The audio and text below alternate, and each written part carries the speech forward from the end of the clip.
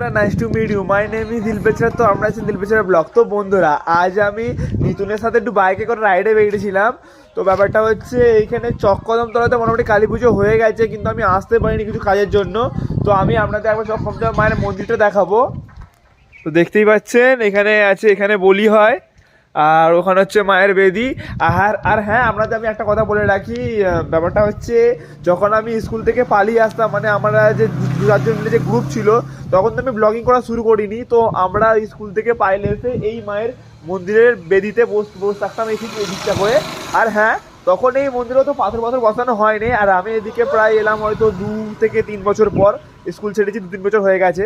তো আমরা এখানে এসে আড্ডা মারতাম, আর ওদিকে একটা লেবু গাছ ছিল, যে লেবু গাছ থেকে আমরা লেবুগুলো পেরে এনে এখানে বসে বসে খেতাম। আর ওখানে একটা ব্রিজ গোছের আছে, ওই ব্রিজে বসে আমরা লেবুগুলো খেতাম। তো আমি আপনাদের মায়ের বেদিটা ভালোভাবে দেখাবো। দেখতেই পাচ্ছেন ওদিকে যে মায়ের বেদি, এখানে বলির থান, আর নিতুন আছে ওখানে। আর এই হচ্ছে মায়ের ভব্য মন্দির, দেখতেই পাচ্ছ। আর এখানে সামনে একটা পঞ্চমুখী জবা গাছও আছে। তো আজ মোটামুটি আমরা এটাতে ঘুরবো, কিছু ছোটোখাটো ভিডিও বানাবো। তো আজকে আমার মিনি ব্লগ আপনাদের কেমন লাগলো অবশ্যই কমেন্টে জানাবেন। আর যদি ভিডিওটা ভালো লেগে থাকে, লাইক, কমেন্ট এবং সাবস্ক্রাইব করতে একদমই ভুলবেন না বন্ধুরা। ধন্যবাদ।